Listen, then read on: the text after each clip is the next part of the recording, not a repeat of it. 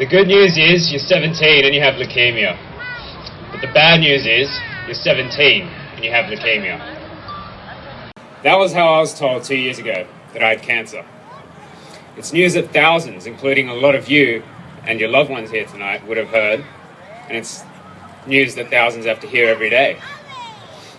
So I asked that one question that all cancer patients dread. What are my chances? 10 to 20% that you'd live beyond 5 years. I cried for ages.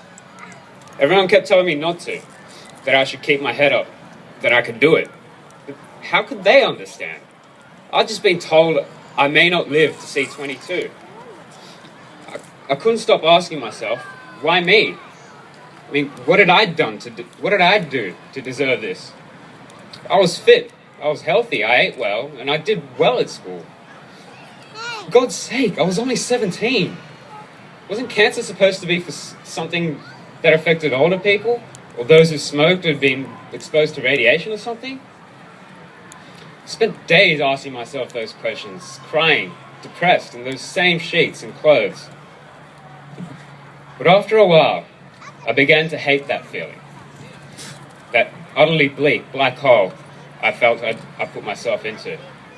The constant fear of what was to come. The wet pillows from all that crying. So I took a step back. I stopped asking questions I couldn't answer. And I re-examined my situation as if I was someone else looking at my life. It was then that I realized that I had the cancer now. And no matter how much I wanted to, I couldn't go back in time and change it. And I realized that it was me that was making myself feel down and depressed that whole time. And I realized that going forward, I actually had a choice. I could either stay feeling down about my condition and harm only myself emotionally and physically, or I could try to be more happy and more positive about my journey going forward. Not only would that give me a better chance of surviving, I mean, your mind is a huge thing in your battle, but it would also keep me happy. But at that time, a few days before chemotherapy was about to be put into my veins, it wasn't easy to see anything to be happy about. Then I read this book given to me by my mother about a doctor who had bowel cancer. He was down, depressed, and denial, like me and like thousands of others who get this news. But after a while, he looked at other patients in the wards and started asking one simple question. Why? Why were they all sad about something they couldn't control? Why were they all acting like they were goners, as if they were already dead? Why were they getting scared of the chemo, when in truth, it was the best thing they could do for themselves? Why was he thinking like them?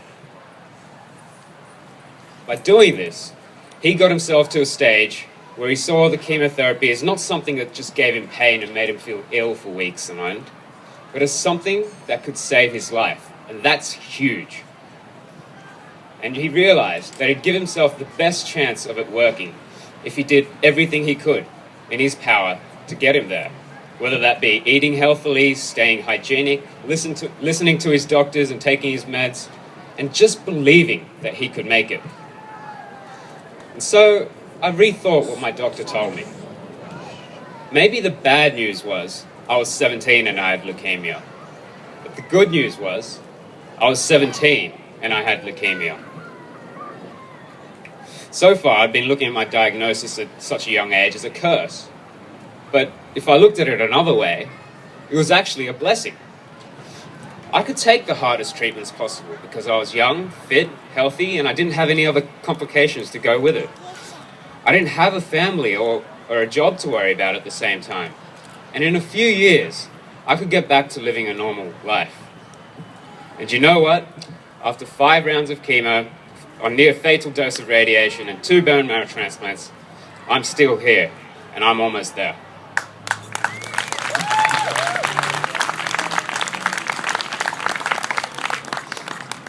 Look, I'm not saying that you can cheat death by just changing your attitude.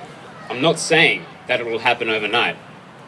What I am saying is that you carers out there, your patients out there, will always have another way of looking at things, no matter how hard your battle gets.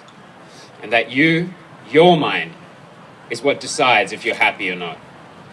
And that you, no matter how hard your path may seem, will always have something on your side. It doesn't have to be your age like me. It could be your faith, your support network, the Leukemia Foundation, which does such a great job, or simply the fact that living in Australia gives you access to world-leading treatment. It will take time to see another way of looking at things. You may, in times of struggle, doubt yourself, or think it's too hard, or think that you're not capable of doing what I've done. What I want you to do, though, is to ask yourself why.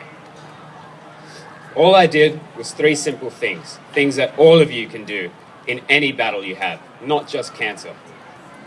I took a step back and had a look at my life and what I was doing. I kept asking myself why of all my doubts, until I realized that I had the power to choose how I felt and how I viewed my life. If you, your friends or family do this in the face of whatever obstacle you may have in your life, I guarantee you'll have the best chance of succeeding and the best chance of being happy. Now, I also, in my spare time these days, I'm writing a blog about my journey, and you can read pretty much what I've said on that tonight by going to, the website is Nikhil, that's Nikhil, thegrizzlybear.blogspot.com.au. And before I go, I want to leave with a message. To those of you with white lanterns here tonight, realize that in the end, it's you guys who have a choice on how you view your life and how you fight in your journey.